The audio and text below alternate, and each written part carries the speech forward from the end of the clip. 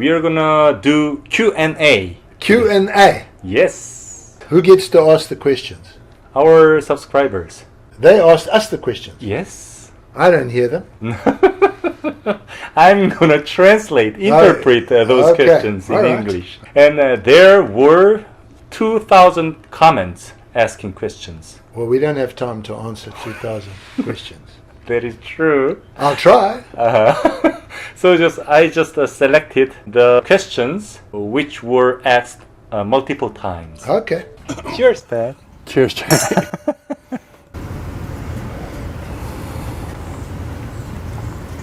I just selected the frequent questions. What is your nationality?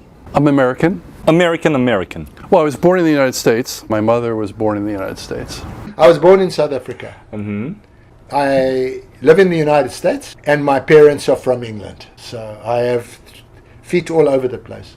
People ask why we are so close each other. Close? You mean COVID? No, I'm You mean our relationship? Yeah. I found you to be delightful and very, very serious about wine, and I appreciated that, and very knowledgeable. I had met very few people as knowledgeable about wine as you. When I watched you in a blind tasting, and I knew you knew your way around a blind tasting, you spoke my language. I don't speak Korean. I can teach You speak 10 languages, so you meet somebody who really gets to you. So that's why. Thanks, Peter. When was your first time to get the first bottle of wine? The first time I ever remember, my father went to his little cupboard. We were having lunch one Sunday, and he said, I'm going to open a very special bottle of wine today.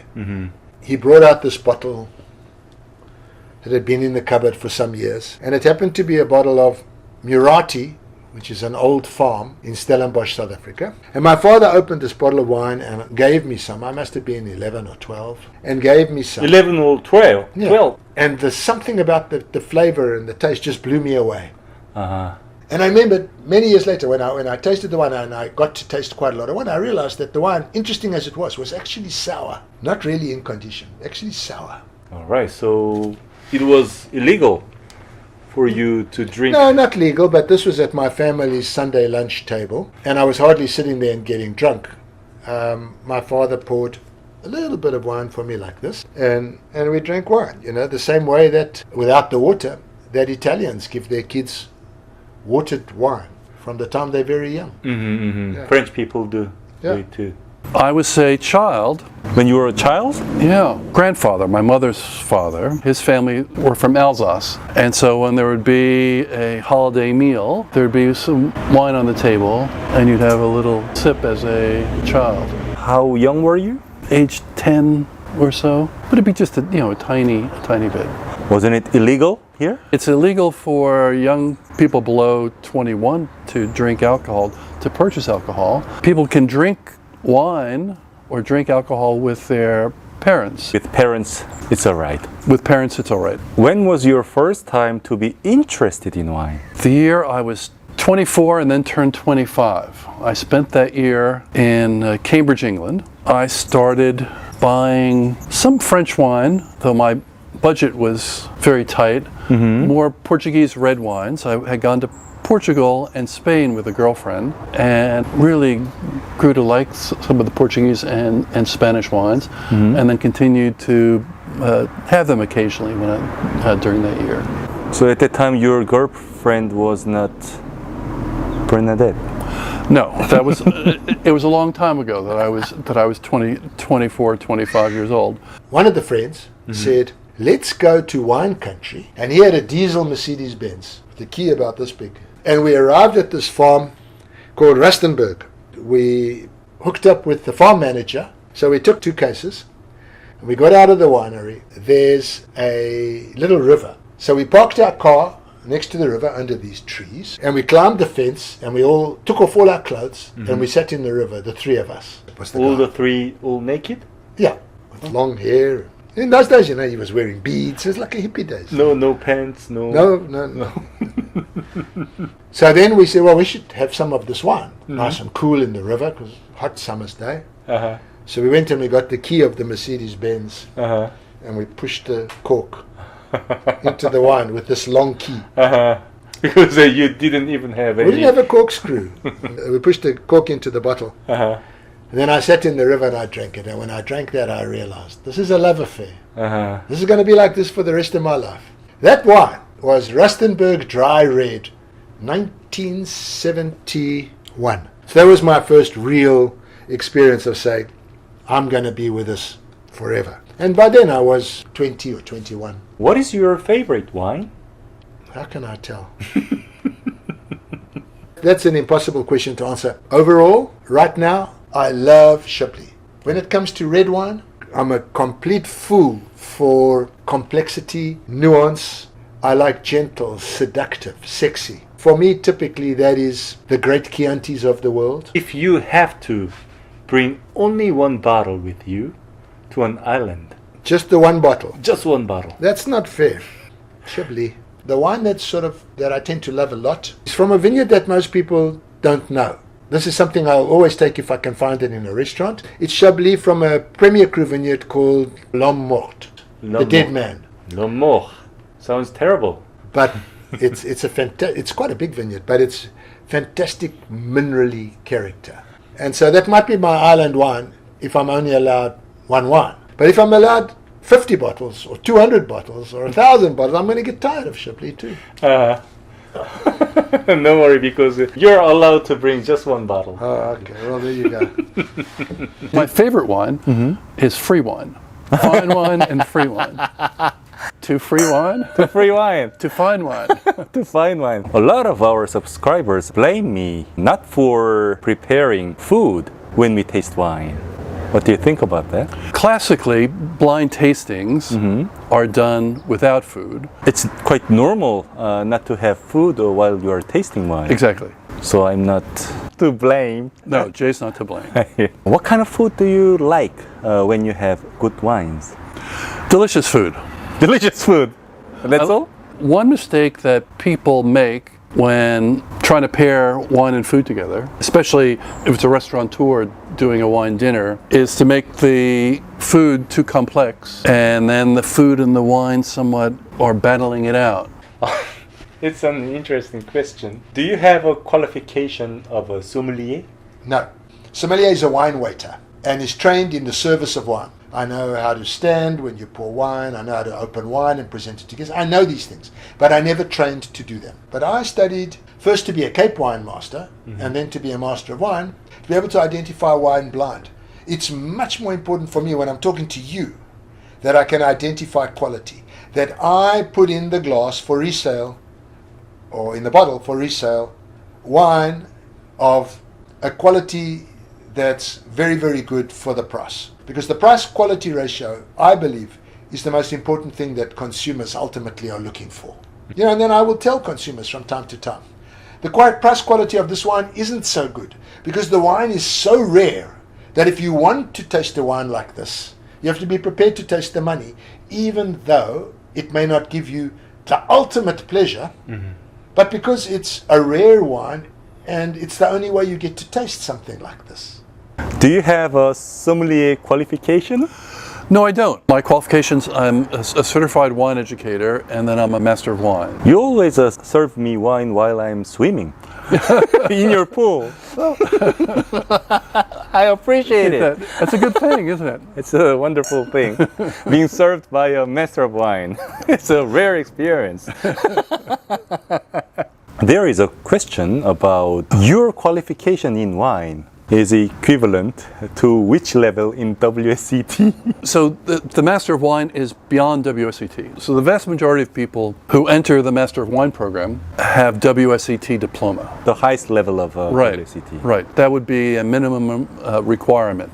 So practically all the renowned qualification from universities or WSET, Wine Institute, they are prerequisite to enter the Master of Wine Yes. program. Could you explain short how you can become a master of wine, the process?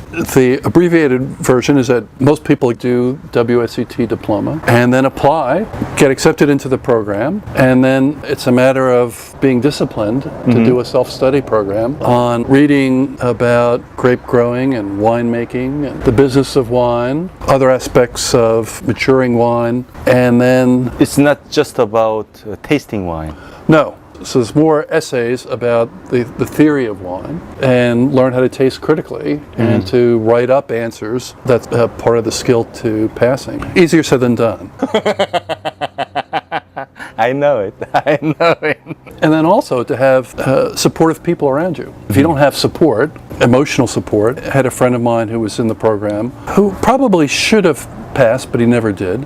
He just did not have the support of his significant other, and that made it an impossibility to stick it through and pass.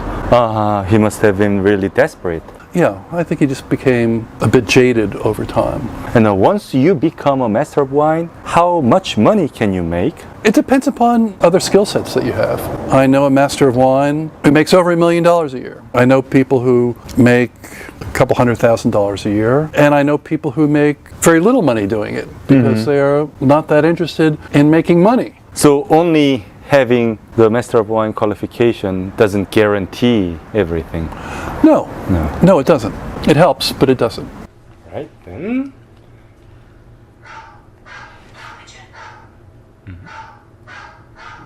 Your phone? It sounds like Valerie's phone. Is Valerie here? No. Okay. No. How can we smile or laugh as charming as you? That smile, that laugh. Is there any secret? Well, it's very nice of you to ask me that question, meaning you don't think either of them is strained or fake. And that's how you can do it. By being genuine at everything you do, then your smile will be genuine and your laughter will be genuine. And so then it's easy. You're not acting, you're responding. The majority of our subscribers are happy when they see you smile. Oh, okay. How can we talk as fun, assertive, logically as you do?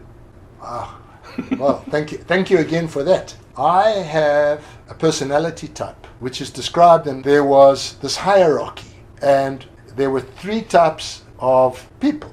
They were amiable, assertive, and driving. And there were 3 types of behaviors: amiable, assertive, and driving. So they're on axes. So with amiable, assertive, driving. If your character fell into driving and driving on both axes, you were a driving driver. A driving driver is somebody who is absolutely pushing all the time for results. So driving driver is like this. Okay? You walk in to taste wine with the guy. So he'll look up from his desk and he'll say, "Why are you here?" "To taste you on wine." "Okay, well, don't just stand around, pour it." So you pour the wine. "That's crap." "No, it's not crap, it's good wine." "Oh, well, it's okay. How much is it?" You tell him how much. "I want less. I want to pay less." "Are we done now? Can I? Yes. Okay, bye." That's a driving driver. It's not good or bad, it just is. They're amiable. You walk in there and you hit the desk and say, "Come, let's taste." Make the guy scared. He's the guy with pictures of his family on his table, on the wall, with the pictures of him playing in Little League at school. He might be a fantastic manager, but it's just a different way of doing it. Well, I fall on that scale as a driving analytical. Very little time for messing around, but I need a lot of information. I have a very, very high need for information. Don't walk in to try and tell me something if you don't know what you're talking about. So, yes, that's why I'm extremely analytical, and I expect the people who are taking up my business time to be extremely analytical as well. It's not good or bad, it just is. The problem with people who are very analytical is that they get into what can be known as analysis paralysis. There are so many options. So many ways of combining and joining different thoughts and different processes and different outcomes and different what-ifs and the combinations and permutations of all of those, that you can paralyze yourself with analysis. And you end up saying, there's so many ways I can do this, I don't know what to do. And so the only way to get through that is to be able to analyze quickly, to organize your thoughts carefully, to make decisions. That's the driving part. And it requires discipline, and you have to teach yourself. Great saying. It's an honor to work with you. I mean it. Why did you challenge to be a master of wine? As I got more and more interested in wine, I started to read Decanter magazine. And the people whose wine articles I loved the most were masters of wine. And I realized that these people were not just talented wine tasters, that they had some rigorous training and they had gone through examinations. I wanted to be a master of wine because I realized that to have passed the master of wine exam is the pinnacle. It's a way of proving to yourself and to others, if you care, that you're at the top of your game. And I can assure you, on that day that you pass the Master of Wine exams, you are on top of your game. A week later, maybe not, because you might have the flu or something like that. And 5 years later, maybe not, unless you keep it up. But on that day, you are absolutely world class. And I wanted to be that. So there's a little bit of ego in there too. I feel a lot of ego from you. You're going to use us all in one? I'm gonna see. No, you must do this in 5 times. Why did you challenge to be a master of wine? I think because I'm a little crazy. So you've been always crazy. And I was being a bit naive and perhaps a bit arrogant. And it was much harder than I had anticipated. It's different skill sets that you're being examined on. Today is a super hot day, but it's pretty windy and cool here. It was feeling warmer because you were in the sun setting up your camera, and I was behind taking the cover off and then cleaning the dirty grill in the in the sunlight. It looks clean. It is, yes.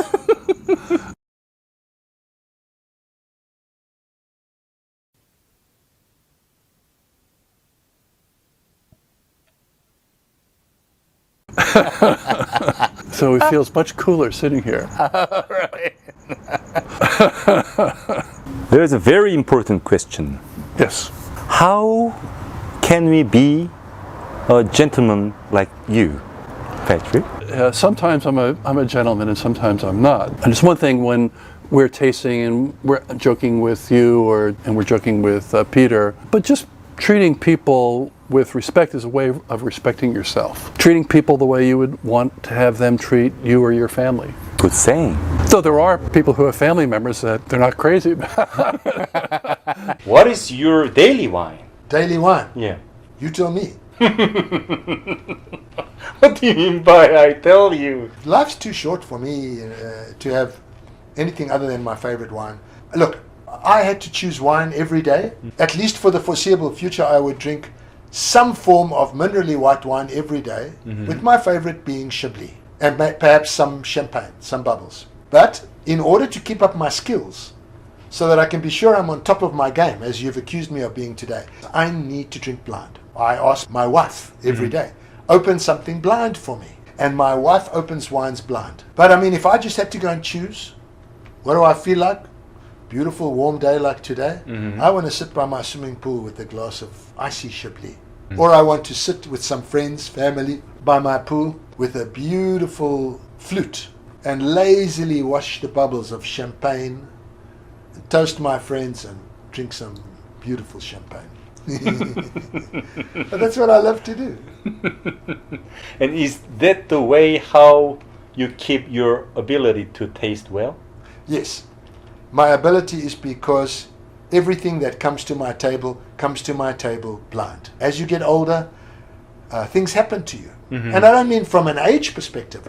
I just mean things happen. For example, 10 or 12 years ago now, I suddenly couldn't smell anymore. What's called in English anosmia. I couldn't smell anymore. And I had all sorts of tests to see if I was allergic to things. And we couldn't really figure out what it was. But slowly, my sense of smell came back. Because without a good sense of smell, you cannot taste wine. And for how long did it happen to you? In fact, it was months. Uh-huh. And it slowly came back. But when it came back, it never came back completely. So, for example, let's say my sense of smell was like this. And when my sense of smell came back, it came back all lopsided. Certain things that I could smell hadn't changed, and other things had gone. And certain elements of my being able to smell did not come back fully, whereas other elements were there. So, in many ways, I needed to retrain my nose. And to retrain your nose, how long did it take? It happened over a period of time. For a while, I was worried that I would not be able to do what I had done. What is your daily wine? It varies. It varies. Yeah. Lately, we've been organizing. My wine cellar was completely disorganized, and we've come across various bottles that are dead and some that are Because dying. you have too many bottles. I had too many. But go-to wines are fairly inexpensive wines. Coteron Red and White Blanc for about $9 a bottle. Those are go-to wines. Summertime, we drink a fair amount of rosés. We use the hot tub. We consume bubbly. So there's a fairly broad spectrum. Your favorite wine? Free and fine. Free and fine. It hasn't changed. Do you have any unforgettable memory in wine? Too many to count. Practically you've been everywhere, in every country. Not every country, but I've been to most wine producing areas of the world.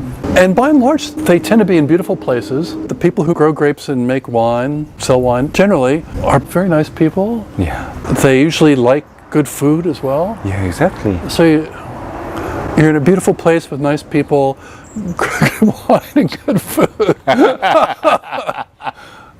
So there is no reason not to be there. Right, no reason not to be there. Once it becomes all right, then we just go Go straight. again.